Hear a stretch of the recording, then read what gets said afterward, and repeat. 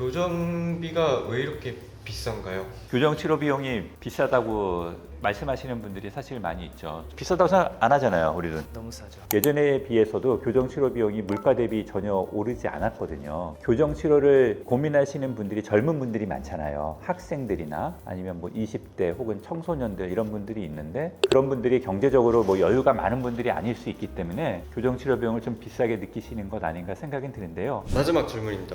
임플란트를 한 상태에서 교정이 되나요? 또 교정이 가능합니다. 다만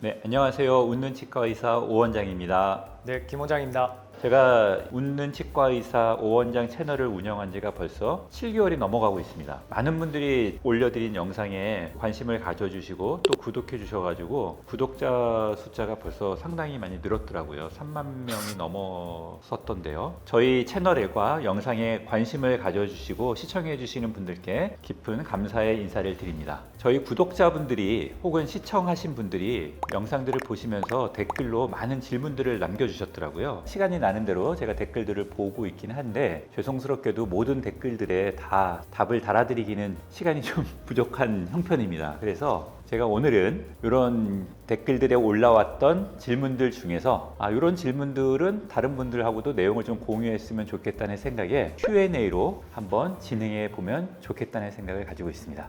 첫 번째 질문이 50대 중반 아줌마인데 부정교합이 심한데 교정이 가능할까요?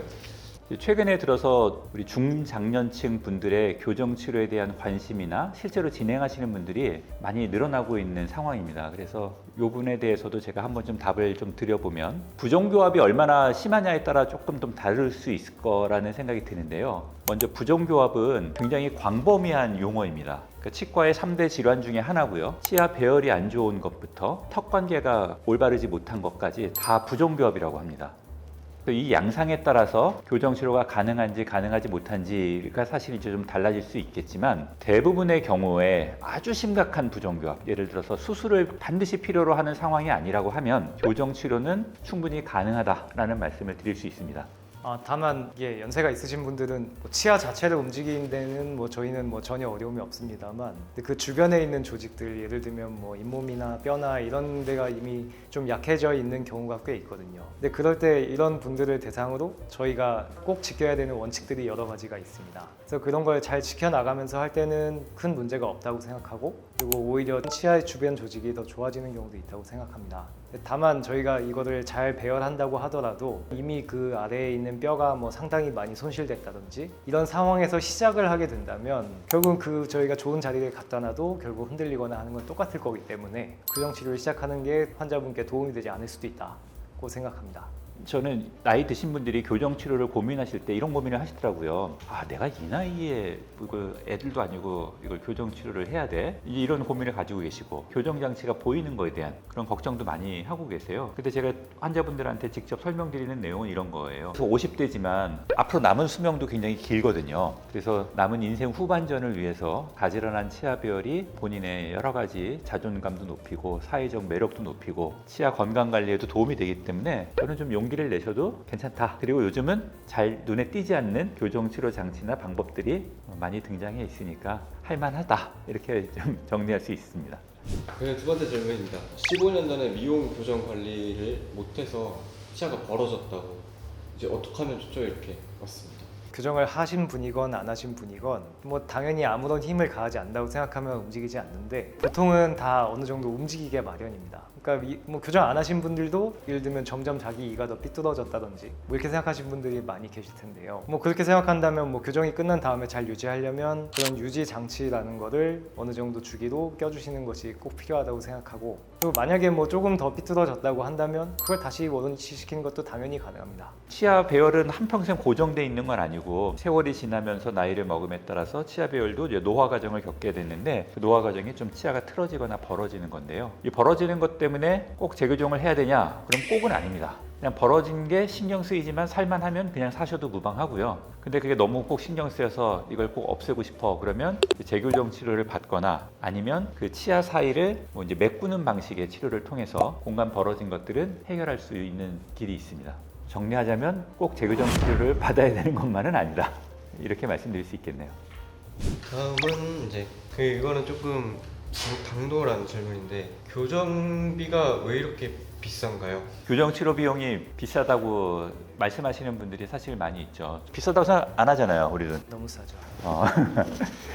네, 이게 입장 차이가 좀 있을 수 있는데요. 많은 분들이 교정 치료 비용이 좀 비싸다는 말씀을 하세요. 근데 사실 교정 치료 비용은 예전에 비해서도 교정 치료 비용이 물가 대비 전혀 오르지 않았거든요. 그래서 상대적으로 조금 더 좀 낮은 비용에 치료를 받을 수 있는 것 아닌가 생각은 드는데, 그럼에도 불구하고 교정 치료 비용이 막 몇백만 원 단위다 보니까 금액 자체가 좀 크게 느끼시는 분들이 있는 것 같아요. 특히 교정 치료를 고민하시는 분들이 젊은 분들이 많잖아요. 학생들이나 아니면 뭐 20대 혹은 청소년들 이런 분들이 있는데, 그런 분들이 경제적으로 뭐 여유가 많은 분들이 아닐 수 있기 때문에 교정 치료 비용을 좀 비싸게 느끼시는 것 아닌가 생각이 드는데요. 교정치료의 특성상 치료가 좀 장기적으로 진행되는 경향이 있습니다. 우리가 예를 들어서 400만 원이라고 치고요. 이게 24개월 동안 진행된다고 해서 이걸 다달이 나눠내면 대략 20만 원 이하 되는 금액 정도라고 볼 수 있는데, 장기적으로 진행되는 치료라고 생각하고, 그리고 이 치료의 효과가 미치는 긍정적인 영향을 생각했을 때는 아주 비싼 치료냐라고 얘기했을 때는 꼭 그렇게 생각할 것만은 아니다라는 말씀을 좀 드리고 싶습니다. 뭐 최소한 2년 정도의 서비스를 계속 제공을 해드리고, 또 끝난 다음에 이걸 유지하기 위해서도 대략 2년 정도는 봐드릴 수밖에 없습니다. 그렇게 생각하면 어느 정도의 최소한의 비용이라는 게 발생할 수밖에 없다고 생각합니다.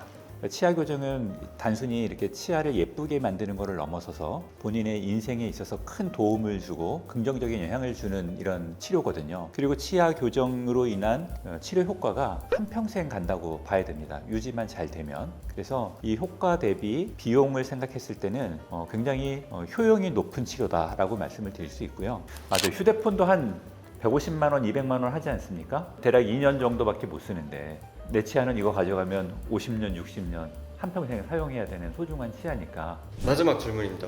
임플란트를 한 상태에서 교정이 되나요? 임플란트가 되어 있는 상태에서 또 교정이 가능합니다. 다만 그 임플란트 한 치아, 임플란트는 움직이질 않아요. 그래서 그거를 제외한 나머지 치아들을 움직일 수는 있는 거죠. 그래서 만약에 그 임플란트를 제외한 나머지 치아들을 움직여서 우리가 원하는 치아 교정의 목표를 달성할 수 있다 그러면 교정 치료를 충분히 성공적으로 진행할 수 있는 거고, 근데 그 임플란트 된 치아가 꼭 움직여야 돼 는 상황이 있을 수 있지 않습니까? 이제 그럴 경우에는 교정 치료가 어렵기 때문에 그때는 임플란트를 뭐 제거하거나 아니면 임플란트를 그냥 그 위치에 남겨두고 다른 것만 치아를 이동시켜서 치료를 마무리하는 방식으로 진행할 수밖에 없습니다. 뭐 우리 치아들은 보통은 뼈와 치아 사이에 상호작용이 있는데, 예를 들면 그 치아를 밀면 그 힘을 받은 게 우리 몸에서는 인식을 해서 뼈가 뭐 녹기도 하고 다시 생기기도 하고 하면서 움직인단 말이에요. 근데 임플란트가 되어 있는 치아들 같은 경우에는 그런 상호작용을 할 수 없게 뼈랑 이미 완전히 붙어 있는 상황이란 말이에요. 그러니까 이렇게 서로 주고받는 화학 물질들이 나올 수가 없기 때문에 결국은 그 심어 놓은 그 뿌리는 움직이지가 않습니다. 사실 임플란트가 정말 다수의 임플란트를 한 상태로 교정 치료를 받고 싶다고 오시면 막상 해드릴 수 있는 게 별로 없어요. 왜냐하면 임플란트가 안 움직이니까. 그래서 한 가지 말씀드리면, 만약에 임플란트를 고려하고 계신 분인데 교정 치료도 고려하고 계신 분이 있을 수 있잖아요. 그랬을 때는 치아 교정 치료를 먼저 받은 이후에 그 이후에 이제 임플란트를 심는 거를 추천해 드리는 거죠. 오늘 우리 영상에 달린 시청자분들의 질문들에 대해서 답변을 하는 시간을 한번 가져봤습니다. 김 원장님 오늘 어떠셨어요? 너무 긴장됐습니다. 그래도 근데 뭔가 뭐 질문도 해주시고 해서 좀 같이 이야기해 주시는 것 같아서 기분이 좋았고요. 근데 딴 것보다 더 적극적으로 많이 답변을 해드리고 싶은데 뭐 시간상 못하거나 이런 건 좀 죄송하게 생각합니다. 앞으로도 저희가 남겨주시는 댓글이나 질문들을 보면서 나중에 또 모아서 한번 이렇게 좀 더 자세하게 그 질문들에 답변을 드리는 영상을 한번 촬영하도록 하겠습니다. 저는 개인적으로 굉장히 많은 질문들에 다 답변을 못 드려서 죄송한 마음이 들기는 하는데요. 그래도 오늘 몇 개라도 이렇게 간추려서 답변을 드려보니까 상당히 좀 의미 있는 시간이 아니었나 이렇게 생각이 들고요. 궁금하신 점 있으시면요, 편안하게 댓글창에다가 질문 남겨주시면 저희가 나중에 또 모아서 한번 답변하는 시간을 갖도록 하겠습니다. 네, 시청해 주셔서 감사합니다. 감사합니다.